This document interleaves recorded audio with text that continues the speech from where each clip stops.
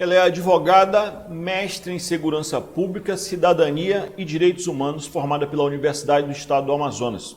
É também bacharel em Economia e especialista em Direito Tributário e em Gestão Pública. Integra a Comissão da Mulher Advogada da Ordem dos Advogados do Brasil e atua notadamente nas ações de combate à violência contra a mulher e no setor público há mais de 20 anos. Ela lança nesta quinta-feira, na sede da OAB, o livro Feminicídio. É sobre esse tema que vamos falar no Real Time 1 entrevista de agora com a doutora Cíntia Rocha Mendonça. Doutora, seja muito bem-vinda, muito obrigado por atender ao nosso convite e eu já lhe pergunto, por que precisamos de uma lei específica para feminicídio? Em que feminicídio se difere de homicídio? Inicialmente eu quero agradecer o convite, estou muito feliz por estar aqui com você. E, de forma muito breve, vamos lá. O que é o feminicídio? A lei do feminicídio, né, é a Lei 13.104 de 2015. Ela é, na verdade, uma lei que faz alteração do Código Penal, porque homicídio é o quê? O que está descrito no Código Penal? Artigo 121 do Código Penal, matar alguém. Homem, mulher, não faz diferença. E havia uma dificuldade muito grande em diferenciar, caracterizar.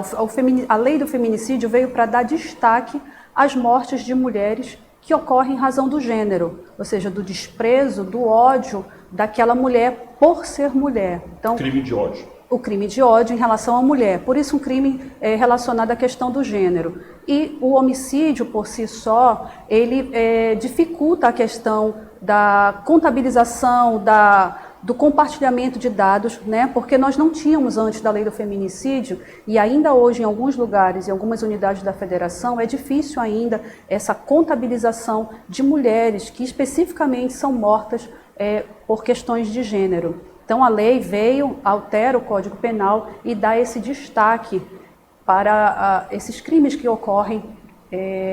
E aí nós temos umas estatísticas muito boas, e aí é porque eu vou falando, e aí a gente já vai lembrando de outras coisas, crimes que ocorrem dentro de casa com parceiros, com ex-companheiros, maridos. Então, se eu puder me adiantar rapidamente... Salvo engano, são os mais comuns, né? Exatamente. Dados do Anuário Brasileiro do Fórum de Segurança Pública, já do ano de 2021, dá um destaque para mais de 80% dos casos, dos autores de feminicídios, são os companheiros, ex-companheiros ou ex-maridos das vítimas. Eu queria ainda aprofundar a conversa sobre o seu livro. É uma abordagem técnica jurídica ou é uma abordagem dos casos que a experiência mostra na nossa cidade, ou qual é o espaço que o livro aborda, se é Manaus, se é o Amazonas, se é o Brasil? O livro ele é fruto da minha dissertação de mestrado em Segurança Pública, né, Cidadania e Direitos Humanos, da UEA, e tem como pano de fundo o feminicídio, explicando a questão da violência contra a mulher. Ou seja, ele vem buscando uma evolução da história para que nós possamos entender o porquê de até hoje, no século XXI, nós ainda estarmos tratando de algo que já deveria ter sido, já não deveria mais existir, né? Discutimos questões de violência, coisas que deveriam ser modificadas e que ainda hoje não são. Então, o livro ele traz esse contexto histórico e é muito interessante. Falamos de ordenações filipinas, questões de feminicídio, o caso da Mariana Ferrer. Passamos pelas legislações nacional e internacional, né, toda a produção legislativa que foi feita para o combate à violência contra a mulher e o feminicídio. E aí nós entramos num capítulo muito importante, que é o capítulo das políticas públicas, das ações que são realizadas pela Rede Rosa, que é a denominação dada à rede de apoio e enfrentamento à violência contra a mulher na cidade de Manaus. E um dado muito interessante, como o mestrado é um mestrado profissional, ele exige um produto. E o produto dessa minha dissertação foi um aplicativo para o Ronda Maria da Penha, para otimizar os atendimentos que são realizados pelo Ronda Maria da Penha. Então eu fico muito feliz porque é um produto que já está em vias de criação junto à UEA e à Samsung Ocean, ou seja, já há um termo de cooperação em andamento e eu fico muito feliz com isso, porque é algo que vai realmente melhorar o atendimento dessas mulheres, das mulheres que são monitoradas pelo programa Ronda Maria da Penha. A senhora citou no nosso briefing aqui que uma mulher é morta a cada 6 horas, é isso? Exato. Essas são as estatísticas mais recentes, né, em nível Brasil. E a gente consegue entender por que esse nível de agressão tão forte? Já temos linhas de investigação científica que mostrem por que a agressão contra a mulher. O crime, a morte, o homicídio é a escalada final de algo que já deve estar começando. Né? Como é que essa coisa acontece? A sua experiência e o seu livro lança luzes sobre isso? Exatamente. Então, qual foi a ideia? É buscar respostas para um questionamento. Por quê? Mesmo com uma política pública atuante, mesmo com a promulgação da Lei Maria da Penha, ainda temos números elevados de feminicídio e de violência doméstica. Então, o que a pesquisa revela? Que as mulheres que procuram a rede de apoio, que têm acesso, elas conseguem a proteção estatal. Principalmente, aqui eu destaco o monitoramento do programa Ronda Maria da Penha. A estatística de lá revelou que nenhuma mulher que tem a proteção de medida protetiva e é acompanhada pelo programa foi vítima de feminicídio. Nenhuma. Tiveram descumprimento de medidas protetivas, os agressores foram presos em flagrante, mas nenhuma delas foi vítima de feminicídio. Aí nós voltamos à sua pergunta. Então, por que o número é elevado? Porque existe uma cifra negra, uma cifra oculta de mulheres que não vão às delegacias, que não tem como ter registro nessa rede de apoio. São mulheres que têm vergonha, são mulheres que dependem financeiramente desses agressores, de seus maridos, que temem pela vida dos seus filhos, que não têm para onde ir. Então, existem vários fatores. E o mais interessante é que, na época da pandemia, há um registro estatístico, que certamente é um número subnotificado, porque, com certeza, tiveram muito mais casos de violência doméstica do que os que foram registrados. Por quê? Porque a mulher, muitas vezes, ela tem o temor da represália. Imagina você sair de casa e ir à delegacia fazer uma queixa-crime, um registro de boletim de ocorrência contra o seu marido e voltar para casa sobre o mesmo teto dessa pessoa. Certamente esse agressor vai ficar com muita raiva, vai querer se vingar, e o número de ameaças, esse é outro dado, é infinitamente superior ao número de feminicídios. Como é que a gente sai dessa situação? Vamos chegar lá. Principalmente, o que o livro traz quando a gente fala dessa evolução histórica? Há uma cultura do machismo, do patriarcado, e eu não digo só em relação aos homens. Digo também que existe machismo entre as mulheres. É comum nós ouvirmos, olha, ela deve ter feito alguma coisa para ter apanhado. Então, isso é uma forma de machismo, e a gente escuta isso entre as mulheres, infelizmente. Então, mudar essa questão do machismo, ressignificar, enquanto as pessoas, os homens, eu digo homens de uma forma geral, não entenderem que as mulheres não são posse, não são objetos, não entenderem que não é não, e que a roupa que uma mulher veste ou a forma como ela se comporta não significa necessariamente que ela precisa ser vítima de algum mal. Né? Então, ou está abrindo espaço para uma abordagem indesejada. Né? Exatamente. Então, essa questão do tentar mudar, e isso só vai ser possível com a educação, e eu digo isso porque eu sou mãe de um menino, de um bebê, então eu me sinto numa uma responsabilidade ainda maior, né? Porque ele vai ser também um vetor de transformação, e a gente vê isso às vezes com crianças que estão, meninos que estão, tem meninas junto, às vezes dá sei lá, uma cacholada, não sei nem como fala, dá uma palmadinha na coisa, empurra a menina, exatamente. E aí a gente parece que é normal, essa banalização, essa coisa, normalização de atitudes comportamentais, como a que ocorreu hoje, e aí a gente pode até comentar ou não comentar, mas assim, atitudes, a mulher está conversando e as pessoas estão cortando, não permitindo, ou então, você é louca, você não sabe o que está fazendo, coisas do cotidiano. A mulher que está nos cargos altos de uma grande empresa, é comum você ouvir, ela só chegou lá porque tem um caso com o chefe. A gente escuta esse tipo de coisa. Então, esse tipo de comportamento ele precisa ser ressignificado, precisa mudar. A outra coisa é a questão da educação, reeducação dos agressores. É necessário uma ação mais atuante para mudar mesmo, tentar com que esses agressores vejam que o que foi feito foi errado. Porque o que acontece? Muitos homens agridem e acham que não fizeram nada de errado. Não, eu só bati na minha mulher. Eu não fiz nada de errado. E são presos achando que não fizeram nada de errado. Então, essa mentalidade precisa ser modificada. A outra coisa é a questão da política de repressão. Não basta só o cárcere. É preciso outras vias para que nós possamos mudar. E o mais importante, essa via, eu sempre falo, é pela educação. Não tem como a gente mudar uma sociedade, uma cultura, se não for desde pequenininho entendendo coisas que não podem acontecer, né? A senhora falou em cultura, e a cultura é uma das dimensões mais importantes para a formação de um povo, né? Então, quando soube que estava escalado para fazer essa entrevista, eu imediatamente associei a um novo gênero musical que faz muito, mas muito sucesso no Brasil, que é o tal da pisadinha, né? Recentemente tivemos aqui a banda maior desse gênero, que é a Barão da Pisadinha, e fui ouvir quase todas as músicas desse gênero de exposição da mulher à agressão. Um dos camaradas que faz música para isso é aquele DJ Ives, que agrediu a sua esposa com um neném no colo. E uma das músicas que mais faz sucesso neste gênero é uma música que diz mais ou menos isso aqui, ó. Saudade do beijo gostoso, puxar teu cabelo e dar tapa na raba. Eu fico imaginando uma mulher que não queira essa agressão numa hora tão sublime que é na hora de fazer amor. Isso não é um estímulo à agressão? A primeira agressão que vai culminar lá na frente com o feminicídio?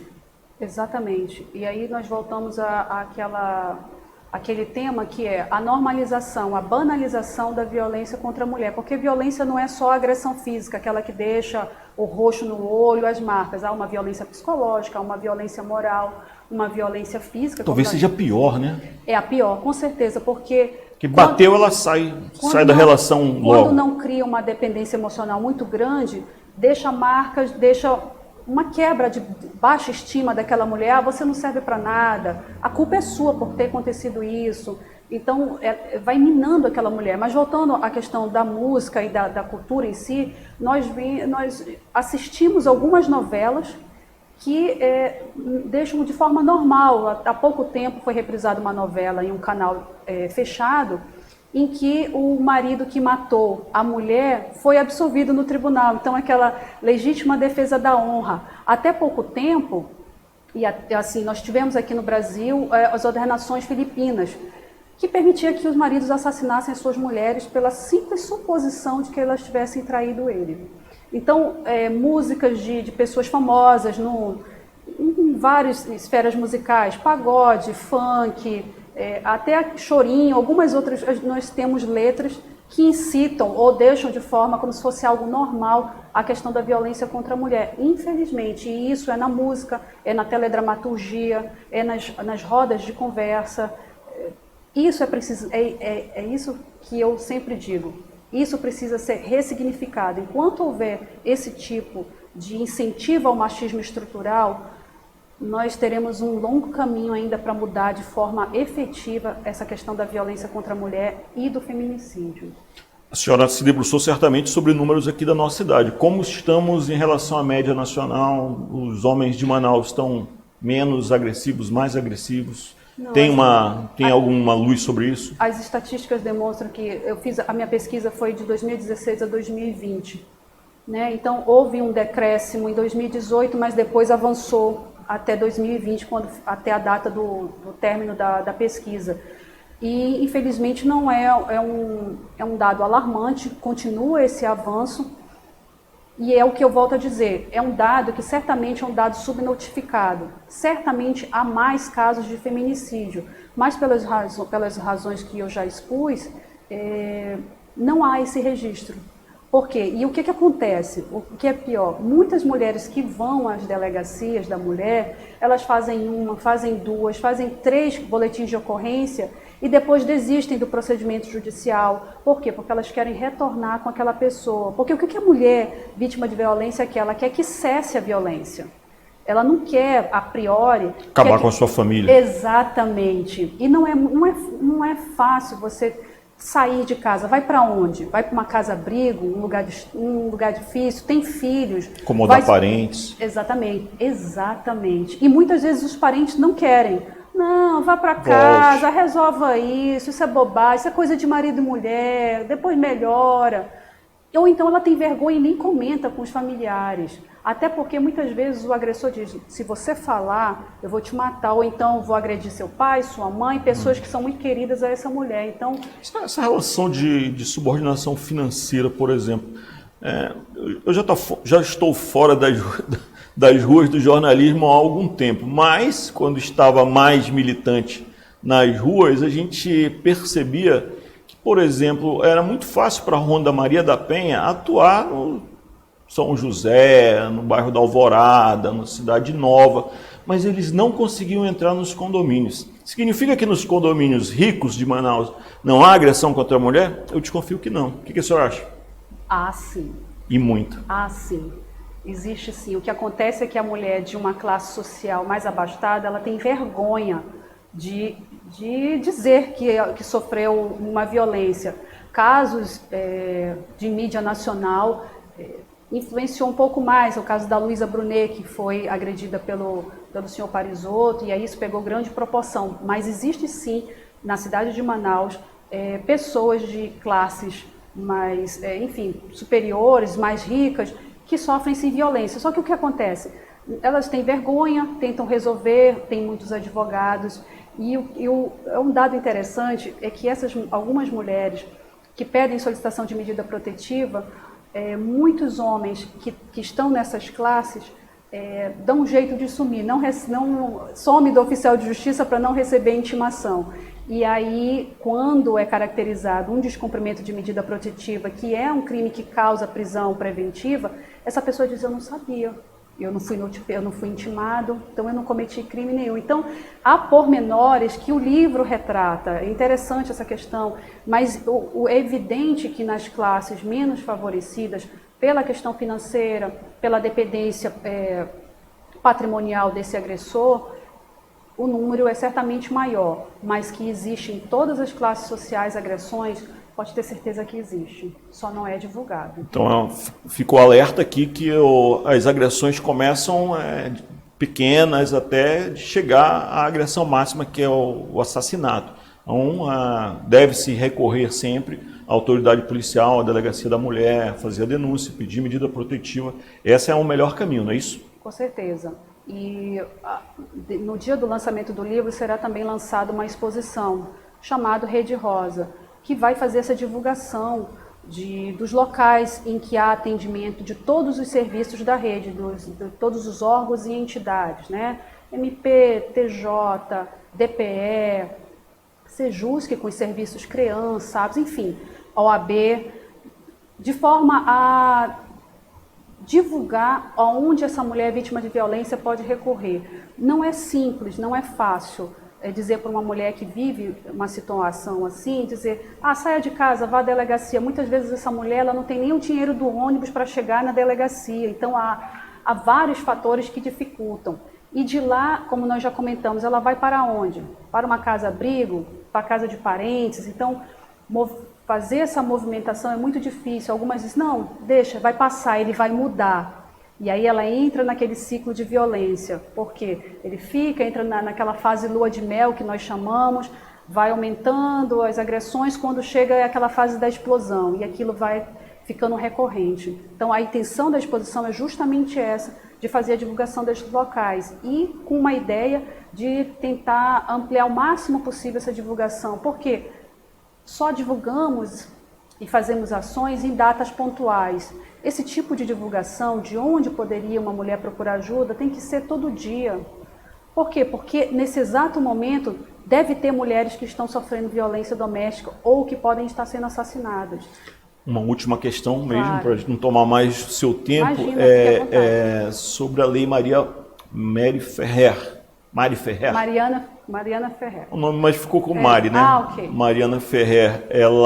A lei foi sancionada nesta quarta-feira pelo presidente Jair Bolsonaro e pelo que a senhora já falou aqui, toca nesse assunto no seu livro, né? Qual é o espírito dessa lei, em que ela pode ajudar? O que acontece? Quando nós começamos a falar sobre a questão do machismo e desses comportamentos que são normalizados, nós mencionamos a questão da audiência, que foi, ou seja, são em vários locais, e em locais que deveria ser evitado, ou seja, esse tipo de comportamento deveria ser evitado. Então, em uma audiência online, e isso foi divulgado amplamente pela mídia, essa moça foi execrada, como se ela tivesse dado motivo para o mal que ela sofreu.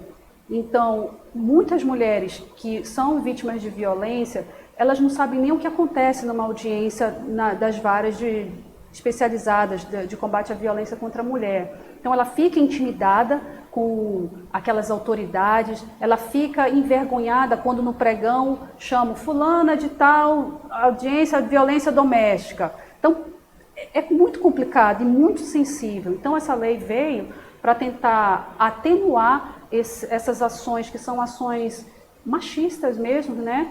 E tratar de uma forma mais respeitosa as mulheres, aos homens de modo geral. Eu digo assim, até valorizar a questão dos direitos humanos das mulheres, né? É mais uma legislação que vem robustecer todo esse arcabouço de produção legislativa que é feito. E proteção, né? Exatamente. Doutora Cíntia, muito obrigado mesmo pela entrevista. Foi bem elucidativo dos fatos que a gente noticia quase que todo dia aqui na nossa cidade. Eu queria que a senhora fizesse um convite ainda para o lançamento do livro e muito obrigado de novo. Eu que agradeço o convite. Foi super rápido, gostoso de conversar, foi um bate-papo muito agradável.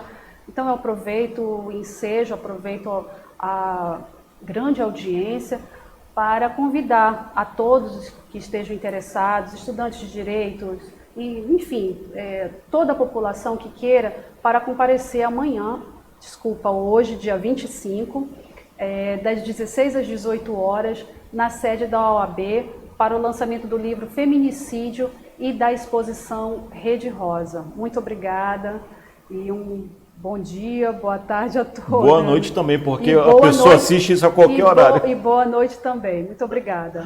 Obrigado, doutora Cíntia. E a você que nos acompanha, muito obrigado pela audiência, muito obrigado mesmo. Se gostou, curta. Se gostou muito, curta, compartilhe, comente, deixa aí seu recadinho no nosso chat.